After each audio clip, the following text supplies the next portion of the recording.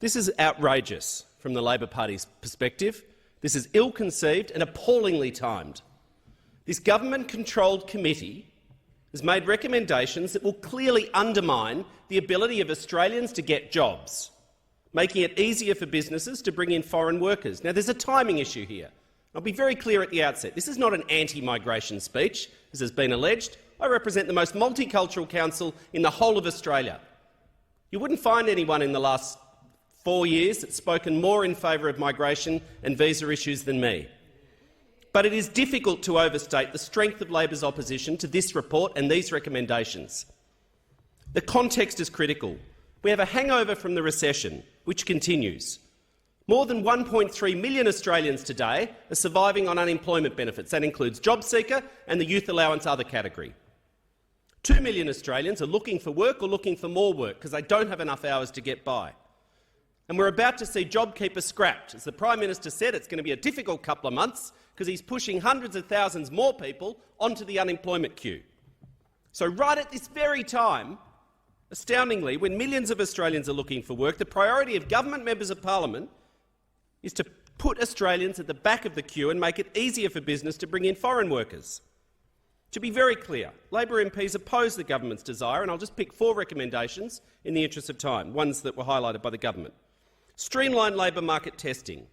That's government speak for reducing or removing the requirement for businesses to test the market to advertise jobs before they seek to bring in a foreign worker. That's all it is.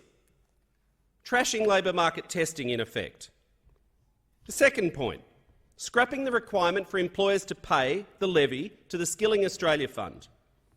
This fund is to train local workers when employers are bringing in foreign labour. If you like, it's a price signal to a business saying, OK, if you really need this worker and you've tested the market and we haven't trained enough, you're going to pay a bit of money into the Skilling Australia Fund on the way through. This was the government's policy. I spoke on that bill and pointed out the perversity that they cut $3 billion from the TAFE sector since coming to office and then charge employers money when they're bringing in migrants to fund the TAFE system. It's counter-cyclical and it's weird, and we've said all that, but at least it's there now and it's funding TAFE. This committee, these government members are proposing to scrap that. The third one is immediate expansion of the number of occupations on the skills shortage list. Chefs, cafe and restaurant managers. Cafe and restaurant managers. There's no Australians that can do that job, apparently. Vets, seafarers.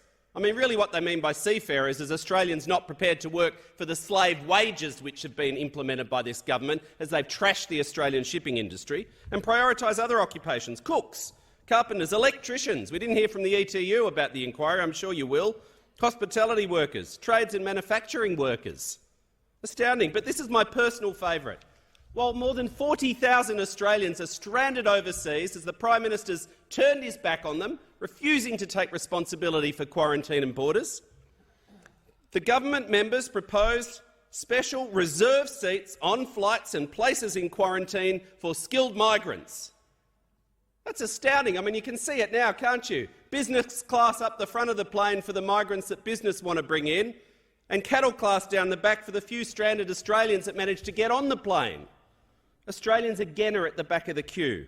You couldn't make this stuff up. I mean, it might have made sense if they tabled it on April the 1st. Then at least I could see a line of sort of twisted logic. But government members seriously think this is good in the context of a recession and the very day that the government's priority in this parliament is to get a bill through the Senate making it easier to cut people's wages. A double whammy. Now, I heard what the chair said, and I count him as a friend and I respect him greatly. But this is rushed, it is unbalanced, shame on them. The final 3 points I'll make. This is not the government flying a kite. Be very clear. This is what the minister wants. The member for Berowra, the chair of the committee, is a senior backbencher. He's an intelligent man. He doesn't just freelance. He's not the member for Dawson, like on the committee report that I just spoke on. You know, he's on his way to the ministry. He frankly should be there when you see some of the Muppets who are there. He knows what he's doing. The minister built— I shouldn't give you the kiss of death with that. The minister built into the terms of reference a requirement for the committee to report on these matters by March, because this is what they want to do in the budget. QED. Join the dots. Second myth, this is not about regional agriculture and farm workers, as the government members may pretend. There's a crisis there. Of course there is. We've supported action on that. We've done a report into that. This is not about that. You can still bring in employ working holiday makers, Pacific seasonal workers program, other seasonal workers programs. As I said, I'm not anti-migration, far from it. I used to run skilled and business migration programs in the Victorian government. I'm actually a supporter of skilled migration. But the hypocrisy of the government to say we were anti-migration when you've presided government. The government has presided over a massive cut to permanent migration while temporary migration blows out. I mean, what a nonsense. And then they come and say, oh, well, maybe we should have more pathways to permanence for migrants. Of course you should. It's like they haven't been in government for the last 8 years.